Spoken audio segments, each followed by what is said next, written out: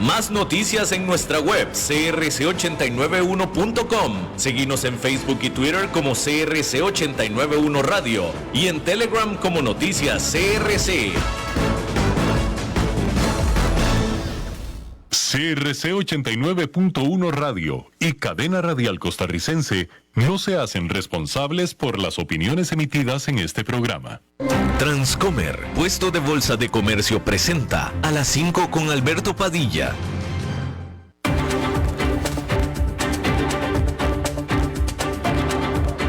Inicia a las 5 con Alberto Padilla.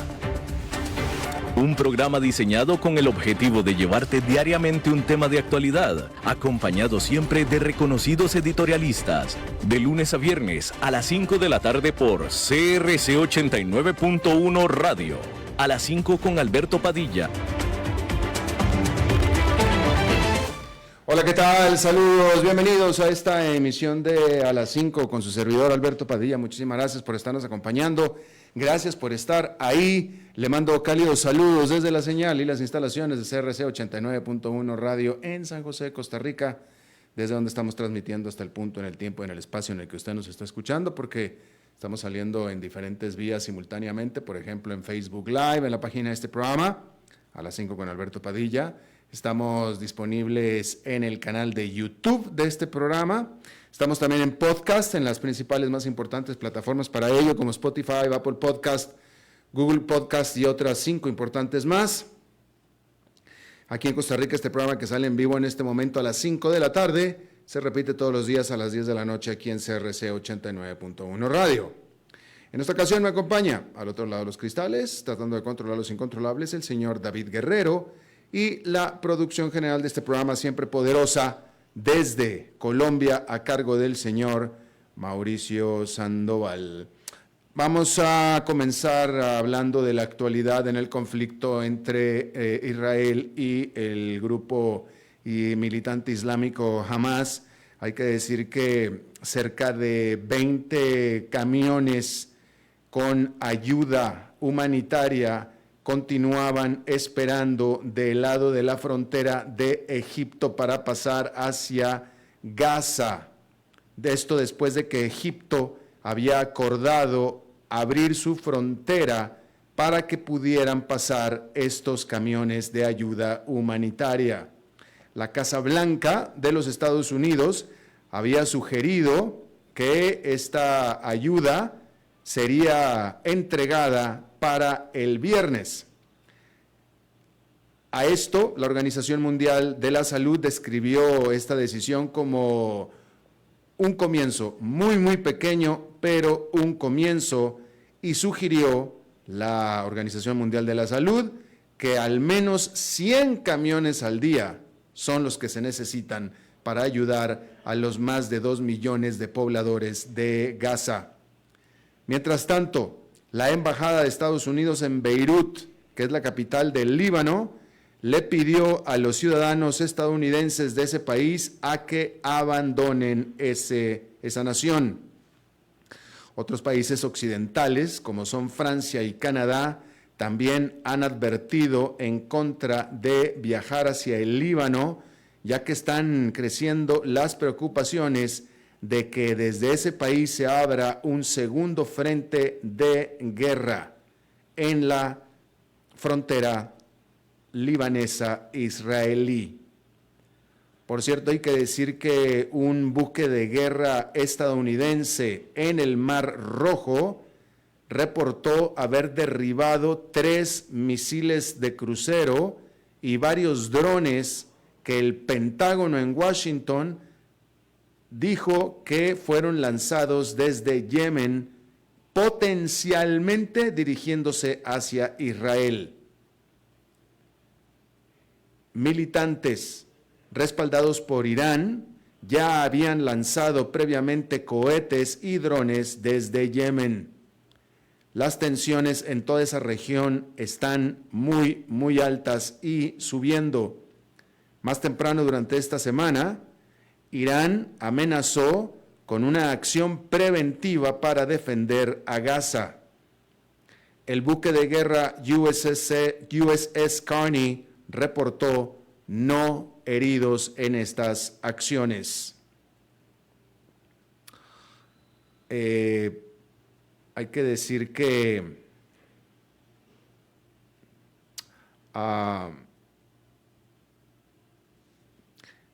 Israel sigue negando haber tenido responsabilidad en el ataque que se sucedió en este hospital en Gaza, en donde los oficiales de Gaza, los oficiales del gobierno, reportan que fueron cientos de heridos. Hasta ahora, Israel dice que no fue, Estados Unidos dice que tiene evidencias de que Israel dice la verdad, de que no fue.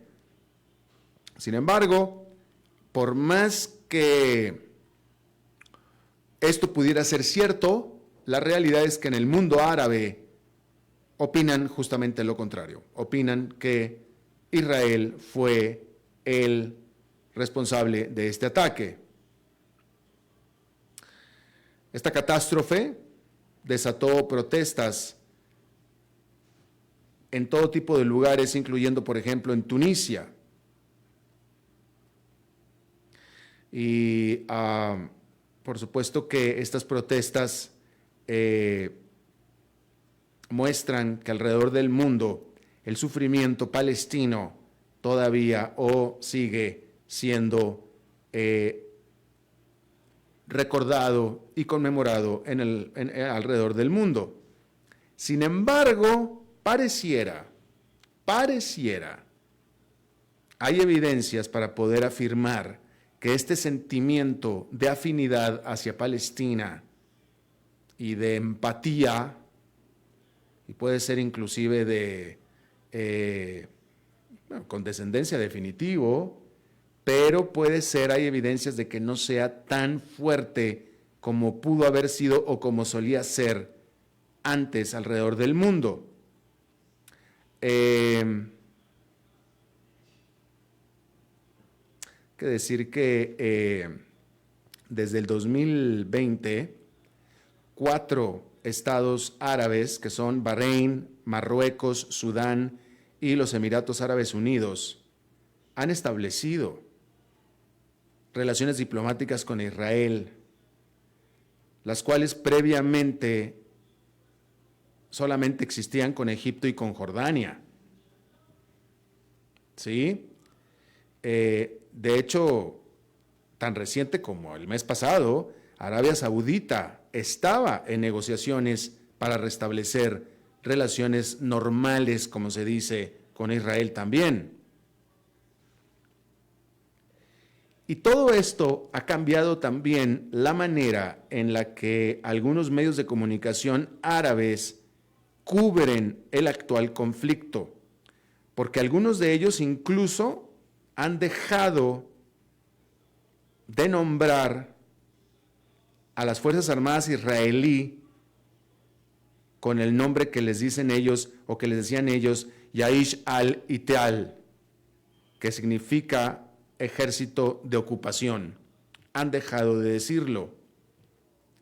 Y de hecho, muchos egipcios culpan a Hamás y también al Líbano y también a Hezbolá por amenazar y poner en riesgo, en involucrarlos a ellos mismos, a los egipcios, en esta guerra. Es decir, culpan a Hamás y a Hezbolá de cualquier riesgo de que ellos pudieran intervenir en esta guerra. De la misma manera, muchos oficiales árabes no sienten simpatía por grupos islamistas respaldados por Irán. Hay que recordar que Irán es el enemigo común en el mundo árabe. En muchas partes del mundo árabe, y esto es literal, esto no es opinión, es literal, en muchas partes del mundo árabe, Estados Unidos es más querido que Irán. Literalmente. Sin embargo, no lo pueden decir en público. No lo dicen en público. Pero baste decir el silencio relativo y la poca acción y las pocas declaraciones que el mundo árabe ha hecho con respecto a lo que está sucediendo en este momento en Israel. Nadie, fuera de Irán, nadie realmente ha condenado a Israel o ha apoyado, y esto es más importante aún, a Palestina. Nadie. Han estado conspicuamente callados. Estaba escuchando esta mañana una entrevista que le hicieron al hijo, y que fue militante por mucho tiempo, al hijo de uno de los fundadores del grupo Hamás. Este muchacho, este hombre joven, es una persona, no sé, de 30 y tantos años, él es hijo de uno de los fundadores de Hamás, y él perteneció a Hamás mucho tiempo. Y él dice que por conocer a Hamás, bueno, hoy en día él no vive en Palestina y se convirtió al cristianismo. Y él dice que por ser parte de Hamás y ver lo que Hamás era y hacía, no pudo seguir ni siendo parte del grupo y tuvo que empezar a denunciarlos. Y él estaba afirmando, de nuevo, un hijo de un fundador de Hamás, y él decía, pues lo que es, que Hamás es un grupo de fundamentalistas religiosos, dice que ni siquiera son nacionalistas, dice que son religiosos, fundamentalistas, que quieren crear un Estado islámico y la eliminación de Israel, que es lo mismo que quiere Irán. Y de hecho este muchacho estaba diciendo que quien verdaderamente apoya a Hamás y que Hamás prácticamente es un instrumento de Irán, era lo que decía él. Y decía que Hamás no le importa la vida humana de nadie, ni de los propios ni de los extraños, o ni de los propios ni de los enemigos. Búsquela, está la entrevista en Fox. Esto yo lo vi en Fox, seguramente otros medios también la tienen, no sé, pero yo la vi en Fox, de este hombre hablando de lo que es Hamás. Y de nuevo, pareciera que el mundo árabe piensa lo mismo de Hamás. Y hay que distinguir muy bien aquí entre Hamás y Palestina, o los palestinos. Hamás es un grupo militante, paramilitar, armado, fundamentalista religioso. Los palestinos son otra cosa. ¿Ok? Es una gran diferencia. Pero bueno, pues ahí lo tiene usted. Y de nuevo, en este asunto de proteger a los palestinos, discúlpeme, pero pareciera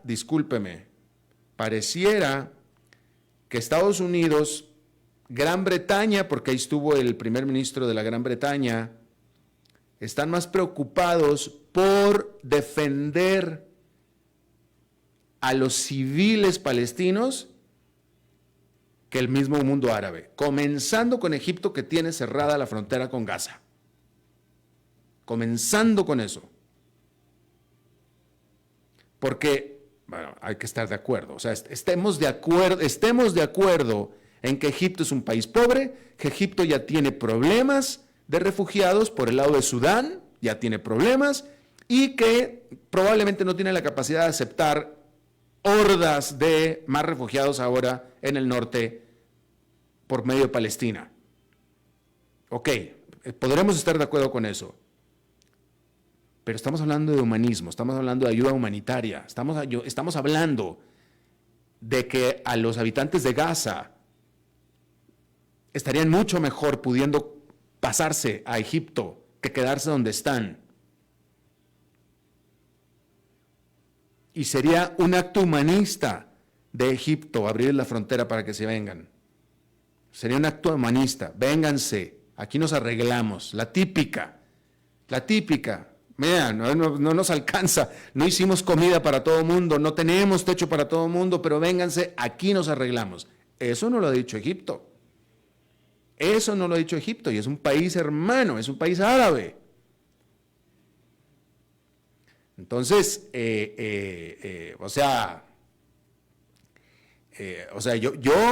veo a mucha otra gente a muchos otros actores más preocupados por la población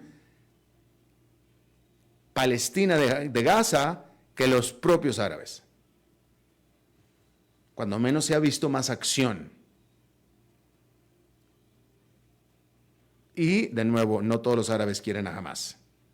Yo creo que todos los árabes quieren a los palestinos, no todos los árabes quieren a Hamás. Le recomiendo mucho que busque en Google para que vea las declaraciones de que es hijo de uno de los fundadores de Hamás, hablando sobre lo que es ese grupo. Bien, en otra parte también en conflicto hay que decir que Canadá trajo de vuelta a su país a 41 diplomáticos asentados en la India, diplomáticos canadienses, por supuesto, como resultado de lo que sigue siendo el crecimiento de esta disputa sobre el asesinato en Columbia Británica en junio de Hardeep Singh Niyar, este líder opositor indio que fue asesinado en Canadá.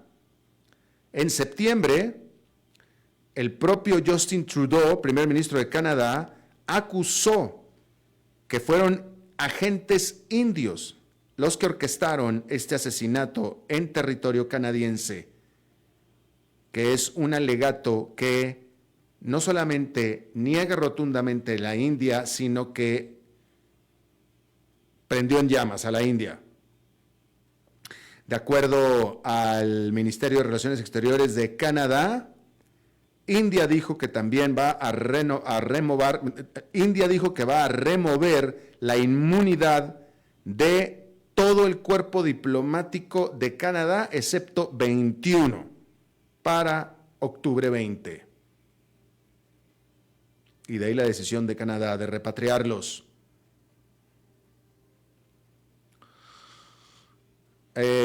Bien, hay que decir que Rusia arrestó a una periodista estadounidense por no haberse registrado ella como agente extranjero.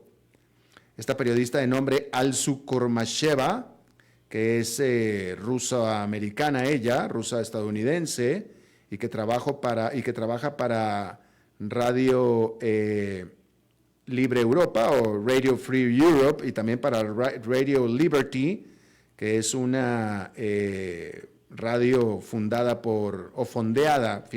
por los Estados Unidos, fue detenida en la ciudad central rusa de Kazán. Hay que recordar que en marzo de este año, Evan Gershkovich, quien es un reportero estadounidense trabajando para el Wall Street Journal, también fue arrestado en Rusia, acusado de espionaje.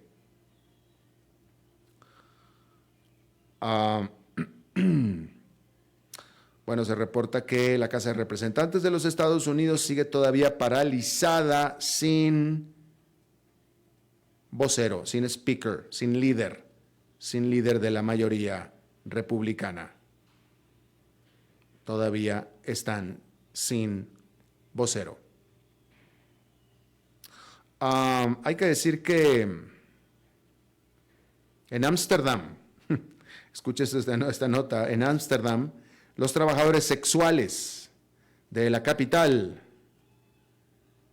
de Ámsterdam, pues, estuvieron manifestándose en contra de los planes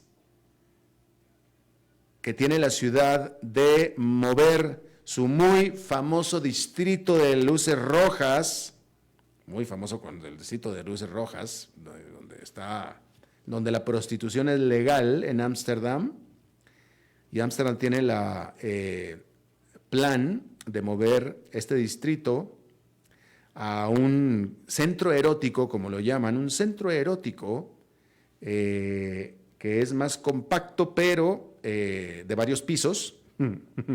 Es un condominio vertical a las afueras de Ámsterdam, hecho a las afueras de Ámsterdam.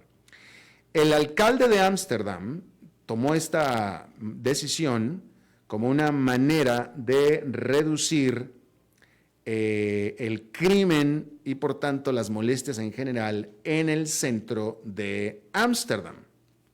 Sin embargo, los trabajadores sexuales protestando, muchos de ellos, por cierto, se reporta que traían máscaras o mascarillas, y ellos alegan y protestan que ellos no deben de ser castigados, no deben de sufrir, no deben de llevar la responsabilidad por lo que es única y sencillamente un pobre control de muchedumbres o de multitudes por parte de las autoridades de la ciudad.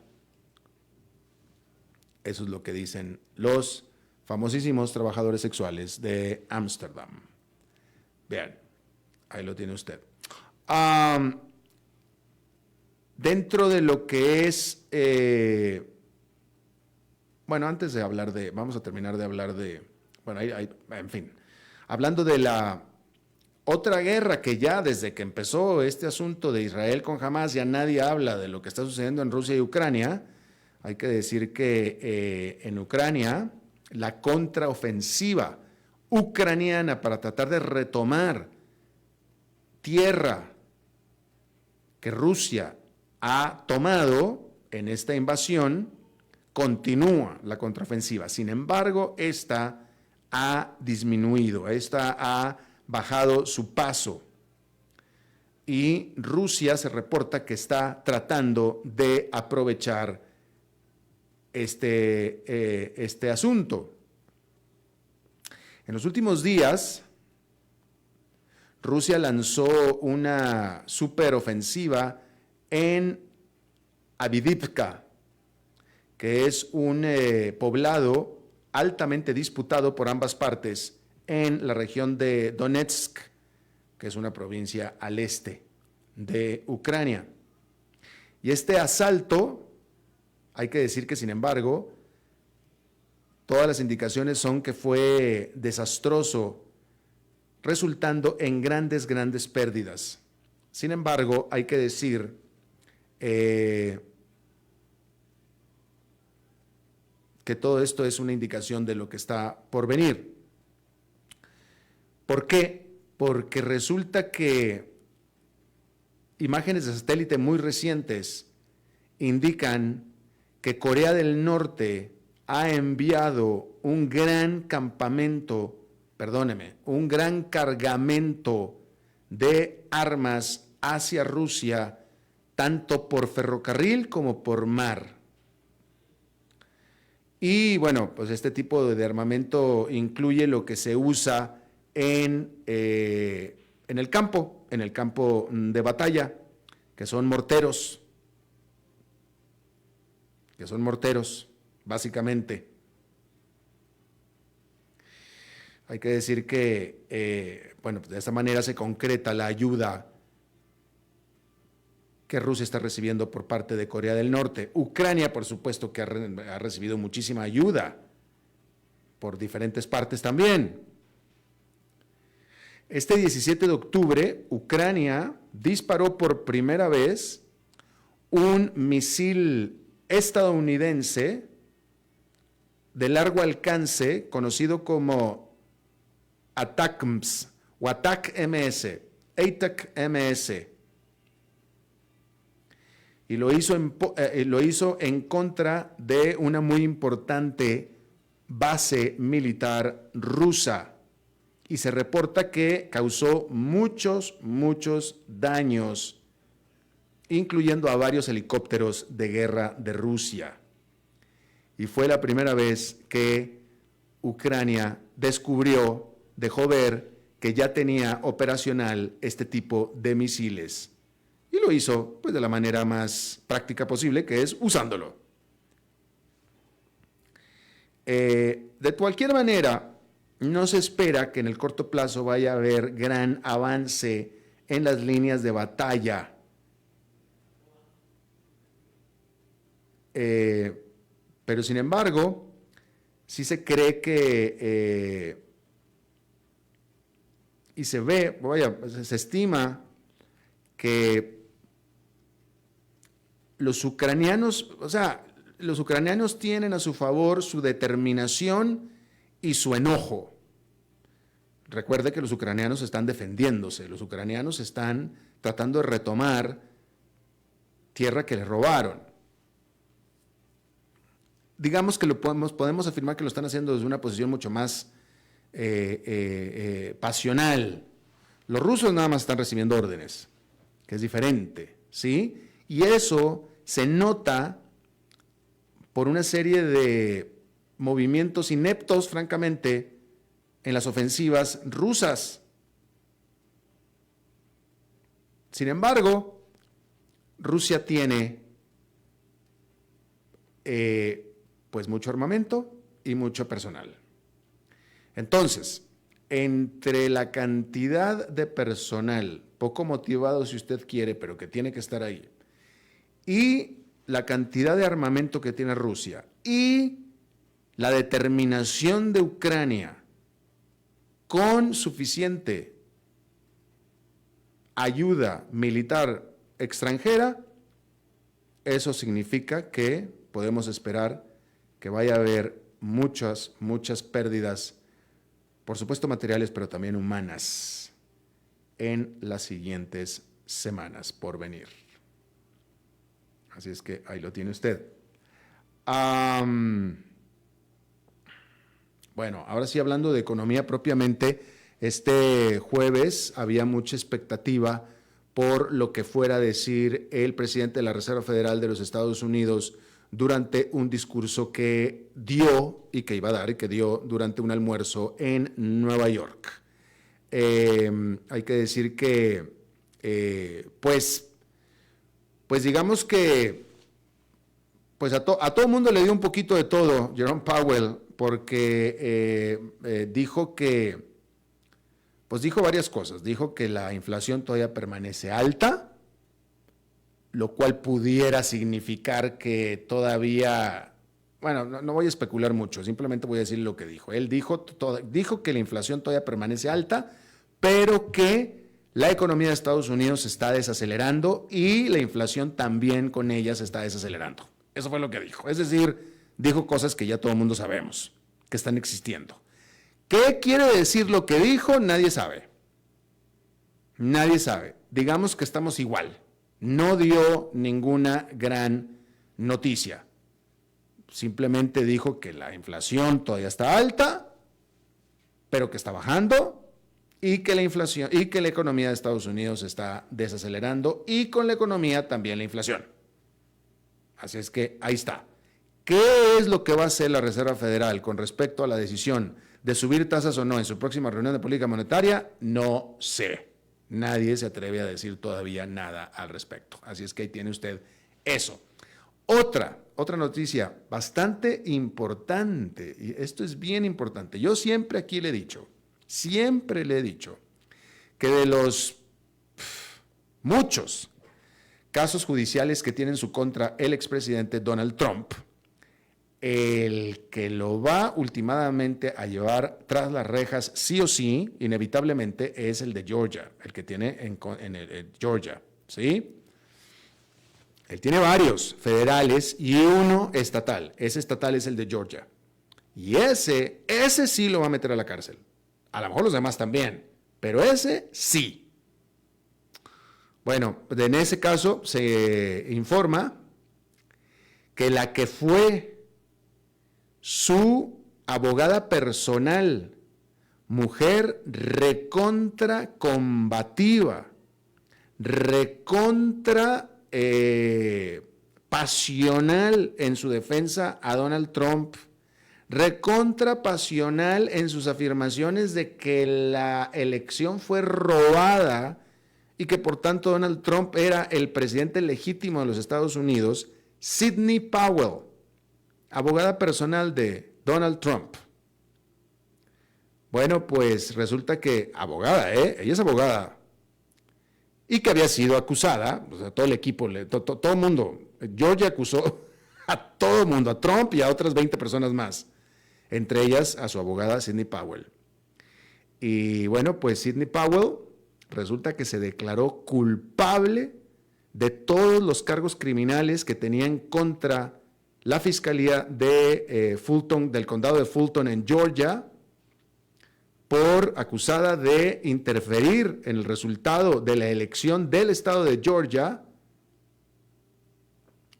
y ella se declaró culpable, y en su declaración de culpabilidad acordó con los fiscales, por cierto que este acuerdo se dio justamente unos cuantos días antes de que ella entrara a juicio. Ella iba a ir a juicio, ¿sí? Y mejor llegó a este acuerdo en el que se declara culpable, queda ella en libertad provisional, no entra a la cárcel, y acordó testificar, juramentada, obviamente, testificar en contra de los otros acusados, incluyendo, obviamente, a Donald Trump. Obviamente. O sea que su abogada ya se le volteó. ¿Y sabe usted por qué se le volteó a Donald Trump? A la Sidney Powell. ¿Por qué se le volteó a Donald Trump? Pues porque la tienen agarradísima. Por eso, la tienen agarradísima. Si alguien sabía la pila de estiércol en la que estaba metida, es ella, puesto que es abogada. Y mire, ella iba a ir a juicio. Ella iba a ir a juicio con un jurado de ciudadanos, donde los ciudadanos iban a determinar si las evidencias que iba a presentar la fiscalía merecen una pena de cárcel o no. ¿Y usted por qué cree que no fue a juicio la abogada? Pues porque ella sabe y conoce las evidencias que tiene la fiscalía. Es decir, ella sabía que iba a ir a la cárcel. Pues ella sabía. O sea, voy a ir a la cárcel. Y no me va a meter a la cárcel ninguna conspiración del estado de Georgia, de la fiscal de Georgia o de un juez corrupto. No, la iba a meter a la cárcel el jurado de ciudadanos. De ciudadanos aprobados por ella misma y su equipo legal de ella. Porque a cada uno de los miembros del jurado los entrevistan y los aprueban, etcétera, para que se puedan sentar ahí. ¿Sí? Entonces, ella vio y dijo, no, o sea, no hay manera en la que yo me voy a salir de la cárcel, no hay manera en que yo voy a escaparme de ir a la cárcel, así es que mejor acuerdo. Y lo siento, Donald Trump. Y eso fue lo que hizo. Por eso le digo, la tenían agarradísima. Y así como la tienen agarradísima a ella, ¿sabe usted a quién más tienen agarradísimo? Exactamente. Y yo, como siempre se lo he dicho, el futuro de Donald Trump es tras las rejas en el estado de Georgia. Vamos a hacer una pausa y regresamos con nuestra entrevista de hoy. A las 5 con Alberto Padilla, por CRC 89.1 Radio. Ok, ya te has reído con nosotros, has aprendido con nosotros y nos hemos conocido más. Pero es hora de ponernos serios. El mejor momento para invertir fue hace 10 años y el segundo mejor momento para hacerlo es hoy. Entra a transcomer.com, convertite en un inversionista y transforma tu destino. Transcomer, puesto de bolsa de comercio. Construyamos juntos su futuro. Somos expertos en eso.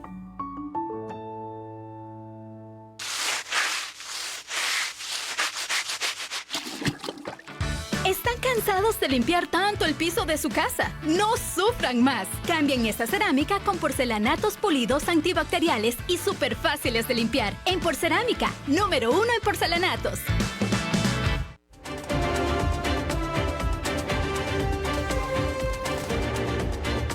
Seguimos escuchando a las 5 con Alberto Padilla. Gracias por continuar con nosotros. Bien, los Estados Unidos oficializó que aflojó las sanciones que tenía sobre Venezuela, sobre su capacidad de exportar petróleo y minería, y una serie de sanciones más, a cambio de promesas que hizo Venezuela para permitir elecciones libres y democráticas el próximo año. en estas negociaciones que se estaban llevando a cabo en Barbados, si no estoy mal. Creo que es en Barbados y en todo caso es en el Caribe. Hay que decir que Washington advirtió que está lista para reimponer estas sanciones si las promesas hechas por Venezuela a la oposición no son cumplidas. Vamos a hablar de esto y le agradezco muchísimo que esté con nosotros Xomin Las Heras Leizola. Él es periodista, colega venezolano y es presidente de la Asociación del Diálogo Ciudadano Colombo-Venezolano. Y te agradezco mucho, me parece que ya hemos hablado antes, Xomin, gracias. Sí, así es un placer estar contigo nuevamente, Alberto. Gracias. ¿Dónde estás tú, Xomin? Yo estoy en Bogotá. Ahí estás en Bogotá. Bien. Háblanos de este acuerdo. ¿Qué es lo más importante aquí? ¿Qué es lo que acordó el régimen de Nicolás Maduro? Bueno, lo que se acordó ayer en Barbados, en unas negociaciones que se están llevando de forma muy discreta, porque realmente no había trascendido nada importante, digamos, a la prensa, aunque se sabía que había contactos entre gobierno y oposición y los Estados Unidos. Bueno, este acuerdo entre gobierno y oposición habla de garantías electorales para celebrar elecciones presidenciales en el segundo semestre del 2024. Estas garantías electorales son garantías que en cualquier otra democracia, digamos, normal del mundo, son cosas que están ya tácitamente de acuerdo todo el mundo en ellas, como que sean unas elecciones limpias, que haya observación internacional, que haya un registro electoral depurado, que se abra el registro electoral para todo el mundo, que los medios de comunicación públicos y privados pues sean independientes y no se usan en contra de alguna de las corrientes. Pero en el caso de Venezuela, que no vive una democracia precisamente, pues estas cosas hay que acordarlas, ¿no? Entonces, bueno, básicamente lo que se acuerda ahí es eso, pero lo que hay detrás de este acuerdo es el aflojamiento de las sanciones económicas de Estados Unidos hacia Venezuela, como tú bien lo has dicho. Esto no está explícito, digamos, en el acuerdo, porque es un acuerdo que llegó Estados Unidos con el régimen de Maduro. Y lo que ha dicho Estados Unidos es que afloja estas medidas, digamos, que había contra el gobierno de Nicolás Maduro por un lapso determinado de 6 meses, ¿ok? Y que si no se cumple, si el gobierno de Maduro no cumple lo ahí estipulado, el gobierno de Estados Unidos se sentiría pues en la libertad de volver a aplicar las sanciones económicas en toda su extensión. ¿Nos confirma si entre los compromisos o los acuerdos prometidos por Venezuela son el permitir que Corina, en este momento Corina y otros más miembros de la oposición que el régimen había prohibido participar en las elecciones, ahora va a permitir que participen de nuevo? Bueno, en el acuerdo explícitamente no está dicho que se levantan las inhabilitaciones. Hay un párrafo muy interesante que dice que las corrientes políticas que participen en las elecciones podrán hacerlo libremente, sin ningún tipo de coacción, ¿ok?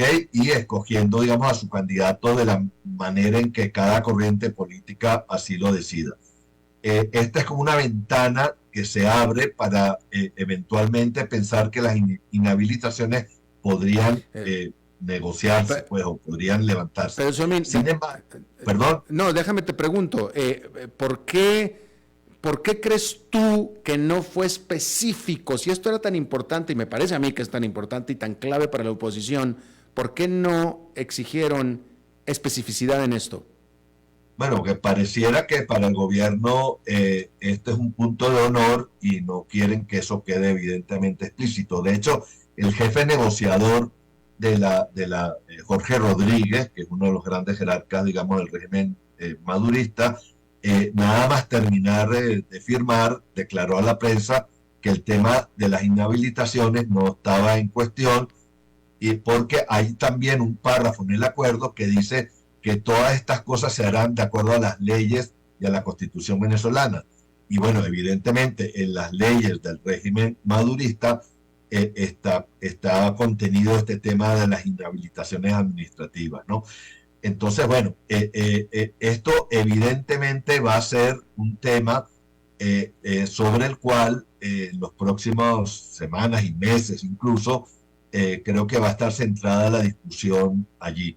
Creo que Estados Unidos también está presionando muy fuertemente para que este tema también tenga algún tipo de solución, y bajo la amenaza de que luego las sanciones evidentemente volverían. Ahora, déjame te pregunto una cosa.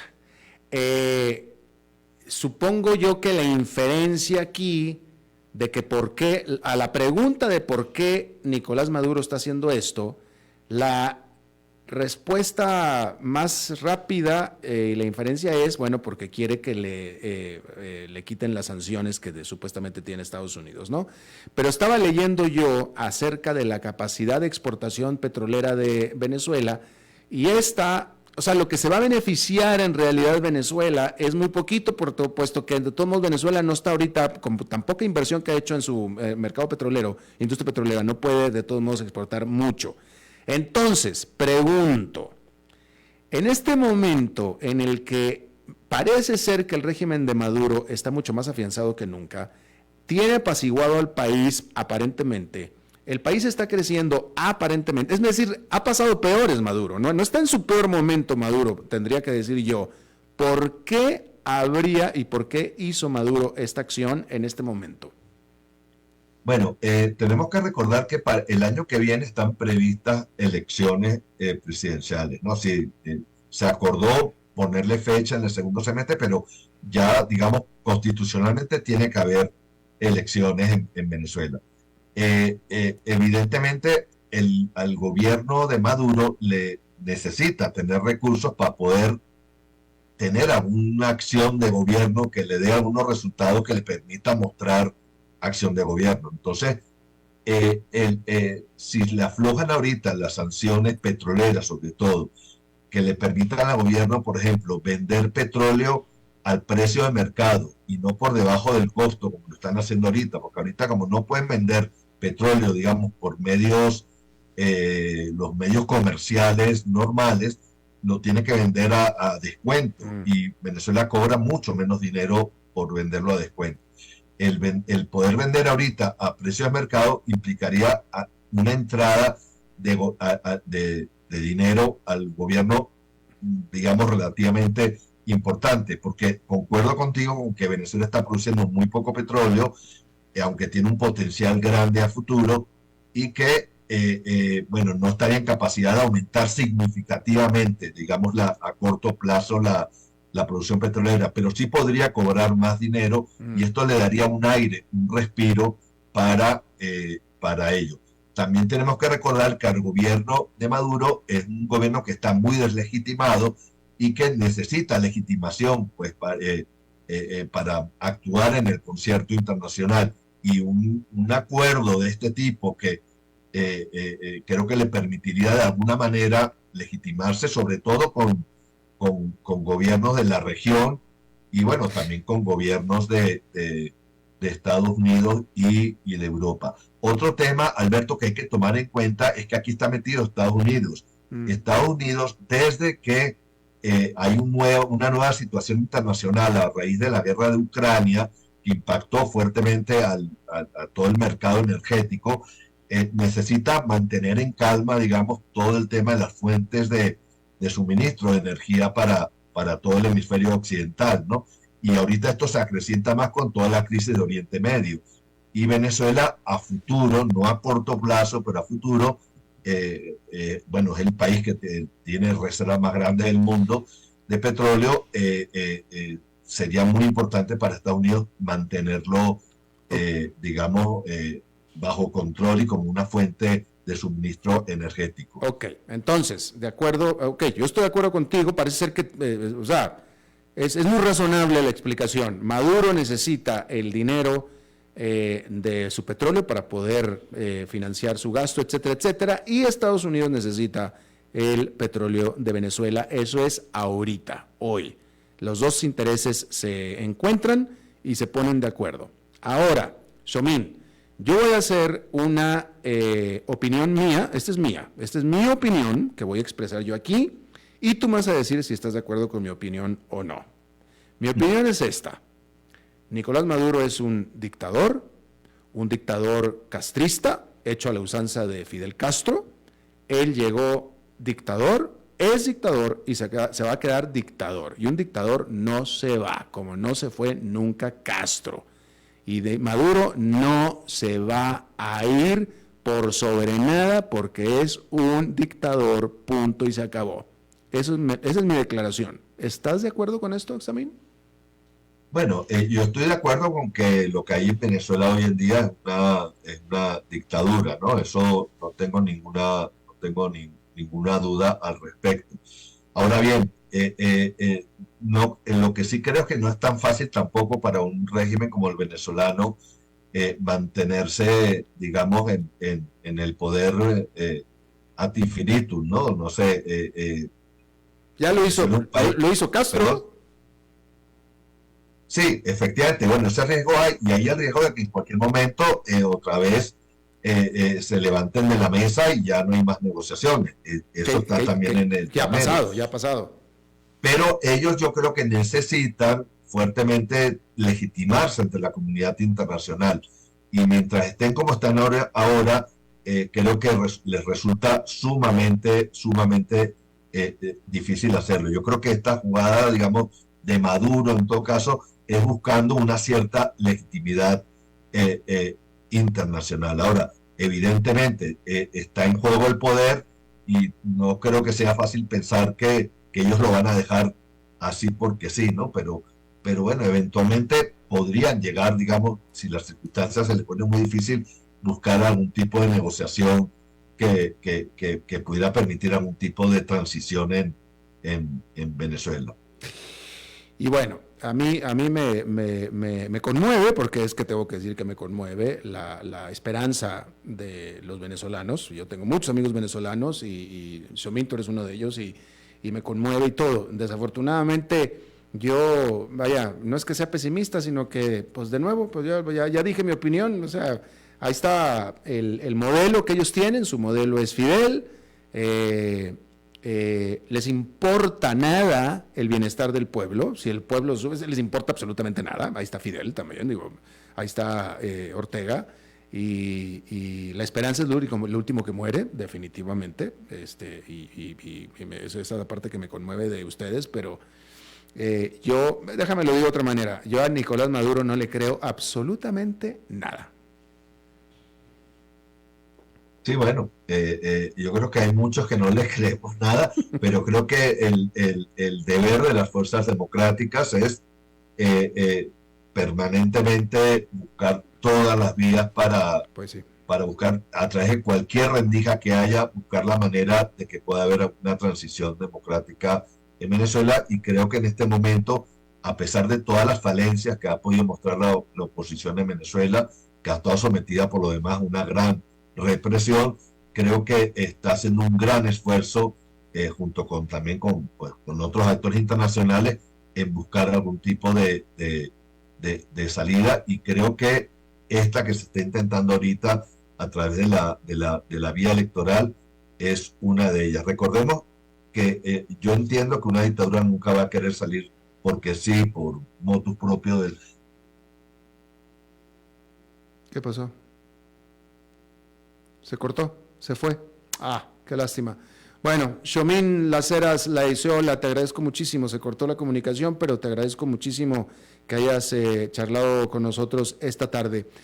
David, ¿nos vamos directito? ¿Ya? Ok, entonces siendo jueves, cerramos siempre con la intervención, con el segmento de nuestro muy buen amigo y querido señor Dado, el señor enfadado. ¿Cómo está usted, señor Dado?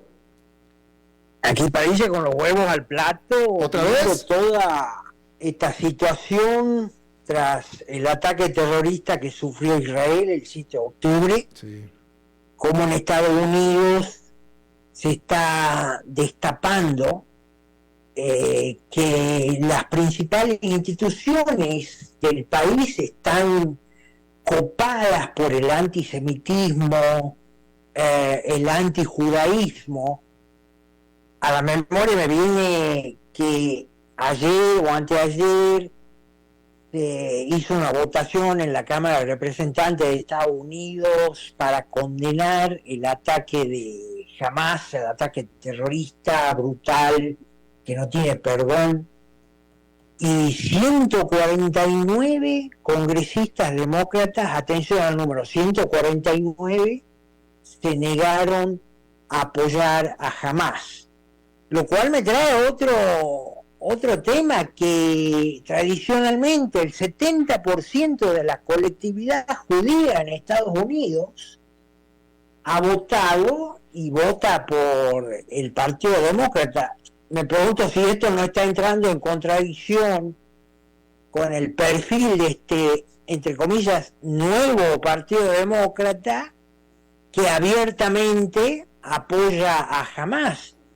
Hablando abiertamente, te fijas en las universidades en Estados Unidos, cómo hay manifestaciones pro-palestinas, pro-Hamás,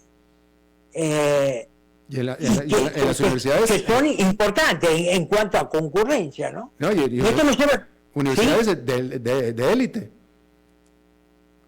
No lo sé. Sí, no Harvard y Universidad de Pensilvania, ¿sabes? Universidades de élite. Bueno, grandes donantes de Harvard, por ejemplo, han retirado su compromiso de seguir aportando para Harvard luego de darse cuenta que están copadas por este sentimiento antisemita y anti-Israel, ¿no?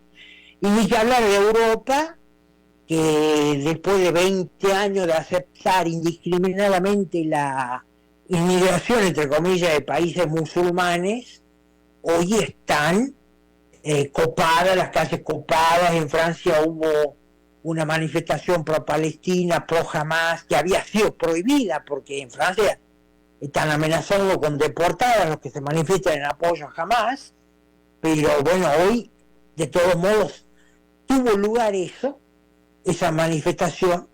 Entonces yo creo que si no se hace algo, no sé si ya no es demasiado tarde, vamos a asistir a una repetición de la caída del Imperio Romano, ¿no? Primero cayó el Imperio Romano de Occidente y bueno, pocos siglos después el de Oriente, ¿no?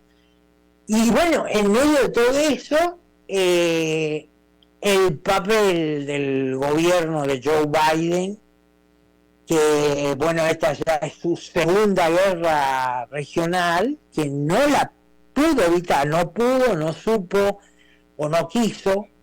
Biden acaba de anunciar, sin embargo, un paquete de $100 millones de ayuda para Gaza, que está controlada por Hamás, que se supone que es ayuda humanitaria, pero todos sabemos que Hamás utiliza todo el dinero que le regalan para comprar armamentos, ¿no?